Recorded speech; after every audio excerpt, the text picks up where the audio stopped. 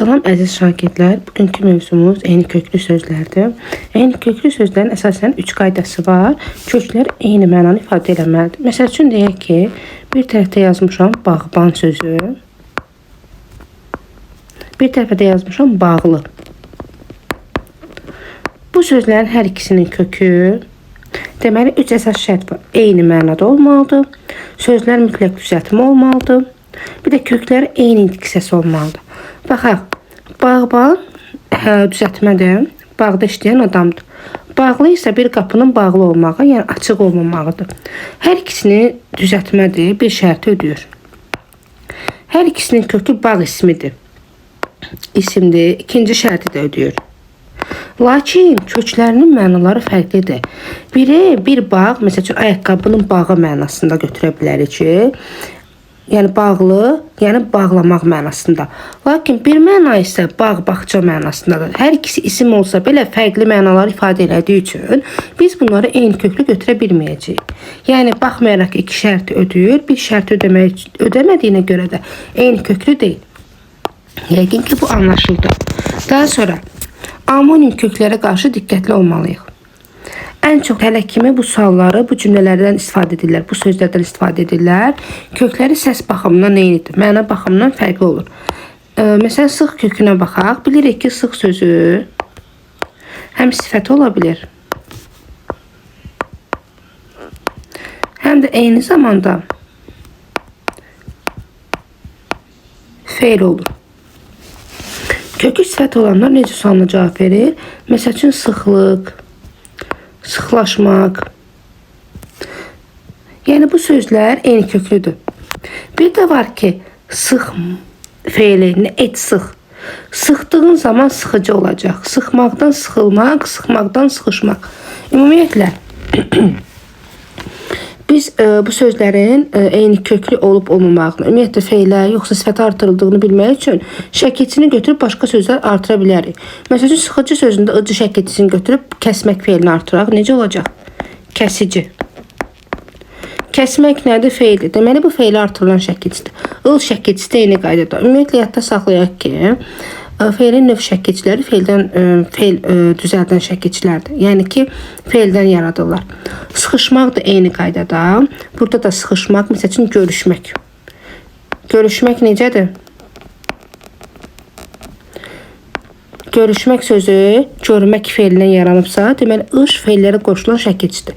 Ya istəyirsinizsə şəkilçini götürün, feilləri artırın və ya sözləri artırın, onu da biləcəksiniz. Daha sonra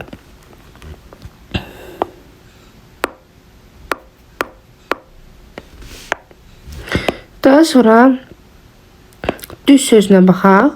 Düz sözdə amonim olan sözlərdən biridir. Düz sözü düz sifətdə ola bilir. Feildə ola bilir. Hətta isimdə ola bilir. Kökü sifət olanlar düzlük, düzdəki, düzçü söz yoxdur dilimizdə, amma belə ki, çıxıcı ümumiyyətlə adlara qoşulan şəkilçidir. Yəni, düz sözü lığlik şəkilçisinin adlara qoşulaq. Məsəl üçün deyirəm ki, gözəllik. Məlum məsələ ki, gözəl addır, feil deyil. Deməli, lıq adlara qoşulan şəkilçisi. Yəni, burada düz sifətlə söhbət gedir. Dakı, dəkidə hər zaman adlardan sifət yarada bilir. Kökü feil olanlar ıl şəkilçisi. Bayaq vurğuladım ki, növ şəkilçilərimiz feillərdən yaradır. Düzüm də, burada da düzməkdən, nəyisə, yəni ki, paylamaqdan, sırayla düzməkdən söhbət gedir. Düzgün də ki, qınkin şəkilçisi feillərə artırılır. Məsəl üçün deyək ki, kəskin. Kəskin. Kəsmək sözü nədir? Feildir.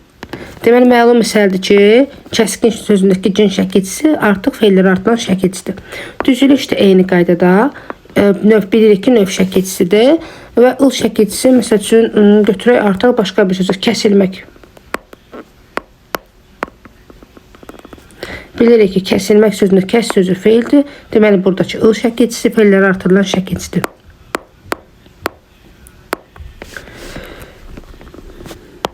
Daha sonra düzgün deməli sözündəki qınkin, qınkün şəkilçisi yalnız feillərə qoşulur. Vurğun, əzgin. Deməli bu sözün kökü feildir.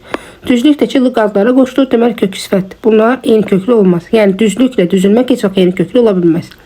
Gül və yol da məsəl üçün o sözlərdən biridir.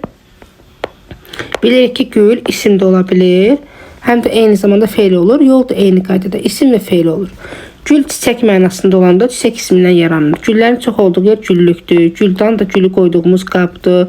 Gülçü gülü satan adamdır. Gülsüz gülün olmadığı bir yerdir.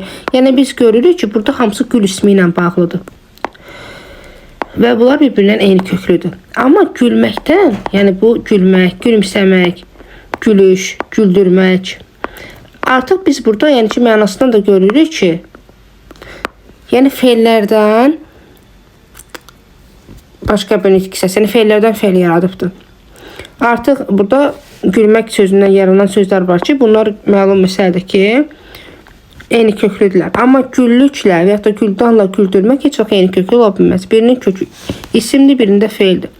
Yol da istiqamət mənasını bildirir. İstiqamət ismindən yarananlar. Məsələn, yoldaşdır, yolçudur, yollanmaqdır. Hamısının kökü yol, istiqamət mənasındadır.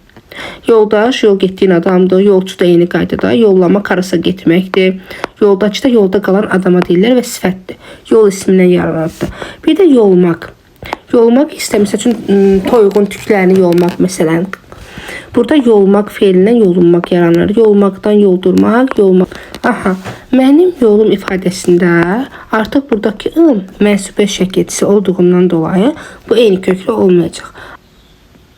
Yenə də, yəni ki, yolum sözü məlum məsələ. Yadda qalsın ki, yolum sözü ümumiyyətlə eyni köklü deyil. Ancaq qrammatik şəkilçili söz kimi düşünülür. Mənim yolum, burada yol isimdir. Bir də ki, mən yolum bu zamanda şəxs sonluğu kimi düşünüləcək və yolum sözü ümumiyyətlə eyni köklü olmayacaq. Yağ kökü. Bir məsəl üçün yağmaq feili, məsələn yağışın yağmağı, qarın yağmağı, bir də ki yağ yediyimiz ərzaq mənasındadır. Biz artıq mənasından görəcəyik ki, eyni köklüdür yoxsa yox.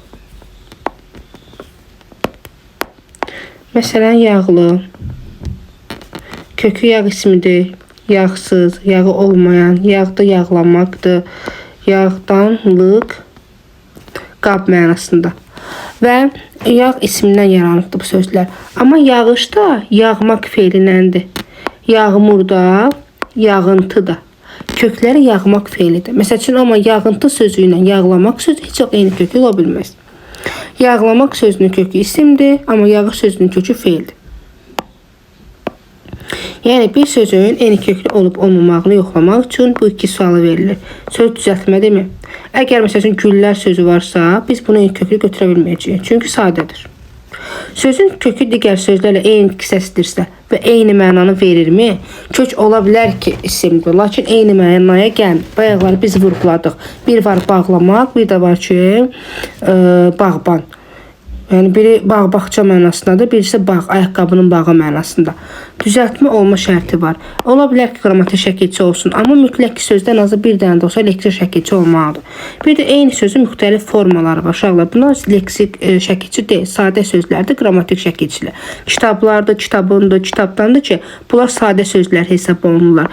Və bilirik ki, sadə sözlərdən sözün müxtəlif formalarıdır qrammatik şəkilçi qoşulanda və onlar yeni mənalı söz yaratmır.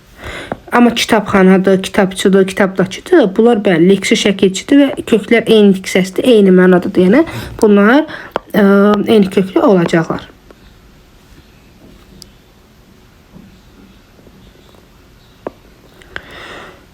Daha sonra baxaq. Düzlük, düzçü, düzdəki hamısı düz sifətidir. Kökü düz sifətidir. Çığçı bilir yadlar artırılır, lıq da, dakı da.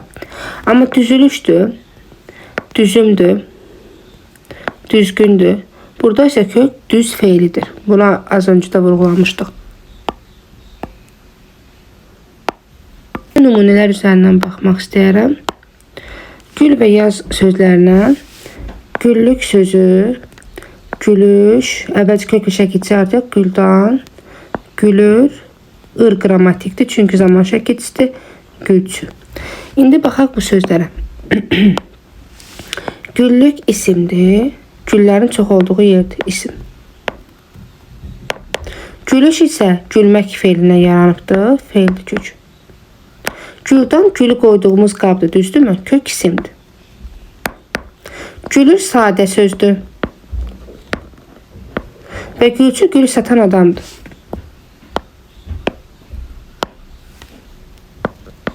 İsim. Bu sözlərin içərisində isim olanlar, yəni güllük, güldan, gülçü. Bunlar eyni köklüdür. Niyə? Çünki kökləri gül ismidir. Çiçəkdən söhbət gedir, leksik şəkilçilidir. Yəni məna eynidir. Amma gülüş feili gül isimdən belə deyim ki, eyni köklü ola bilməz. Gülüş sözdə sadə olduğu üçün eyni köklü deyil. Sonra yazıcı, yazmaq feili.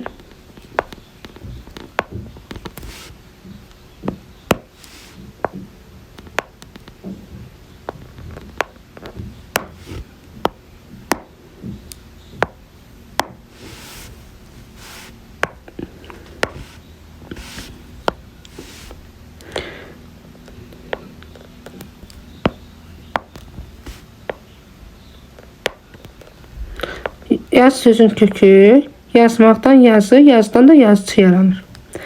Yazdakı, yazmaqdan yazışmaq, bir də yazmaqdan yazı, yazılar, bir də yazılı. Yazmaqdan yazı, yenə də yazılı. Bir şey yadda saxlayaq ki, yaz sözü də feil də ola bilər, isim də. Bir fəsildir, bir də nəyisə yazmaqdır. Burada biz yazdakı sözün çıxırıq. Niyə? Burada fəsil yazdan söhbət gedir. Bu getdi. Eyni köklü ola bilməz. Amma yazıcı sözü yazmaq feilindən yaranıbdır. Yazı yazan şəxsdir. Yazışmaq da yazmaq feilindən yaranıbdır. Yəni 6, 8. Yazılmaq, yazılar sözündə də yazmaqdan yazı yaranıb 9. Yazılı da eyni qaydada. Yəni 6, 8, 9, 10 bir-biri ilə eyni köklüdür. Biz əslində bayaq sığ, düz sözlərine toxunmuşuq deyə ona baxmayacağım. Sağlıq sözünə baxaq. Sözün kökü sağdan, sağlıq, sağdan sağalmaq, sağdakı,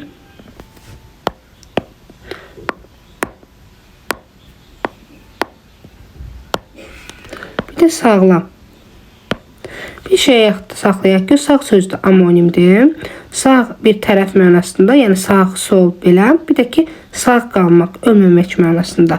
Sağlıq, sağ belə deyim ki, sağ qalmaqdan yaranmışdır. Necə? Sağ. Bir də sağ sözün başqa mənası da budur ki, yəni inəyi sağmaq məsələn. Amma burada sağlıq, sağ qalmaq mənasındadır. Sağ insan, necə insan? 9. Sağalmaq da sağ qalmaqdandır. Amma sağdakı artıq tərəf bildirən bir sözdür deyənə, o bunların eyni köklü deyil. Sağlam da eyni qaydada. 10, 2, bir də sağdakı sözü götürülməyəcək artıq. Yol sözünə biz baxdıq az öncə. Bağban sözünə baxaq. Bağdan, bağban, bağlı, bağça. Bir şeyi vurğulamaq istəyərəm.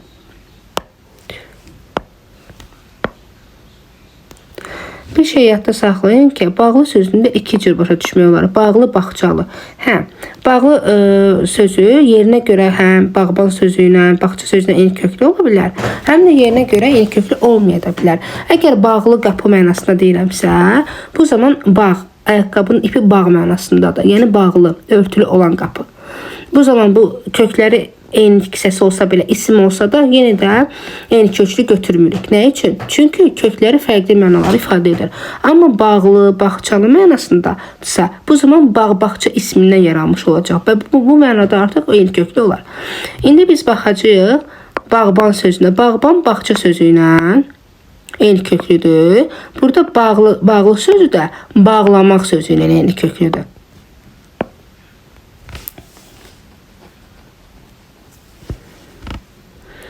Demək olar ki, artıq hər şeyi bilirik. Buna da baxardıq. Qır, yağ və qan sözləri. Qır, tökən adama qırçı deyirlər. Qırmaqdan qırılmaq, qırmaqdan qırıntı, qırdan qırmaq. Bir şeye baxaq. Qır isim də ola bilər, qırmaq feili də ola bilər. Qırçı qırı tökən adamdır, isimdir kökü, yəni. Amma qırılmaq feildir, feildən yaranıbdır. Qırıntı da feildən yaranıb. Qırmaq sözü isə ümumiyyətlə sadədir. Götürməyəcək. Çünki eyni köklü olması üçün sözün düzəltimi olmaq lazımdır. Bunu çıxdı. Qırçı isim olduğuna görə bu da eyni köklü deyil. Qırılmaq və qırıntı bir-birlərlə eyni köklü olan sözlərdir.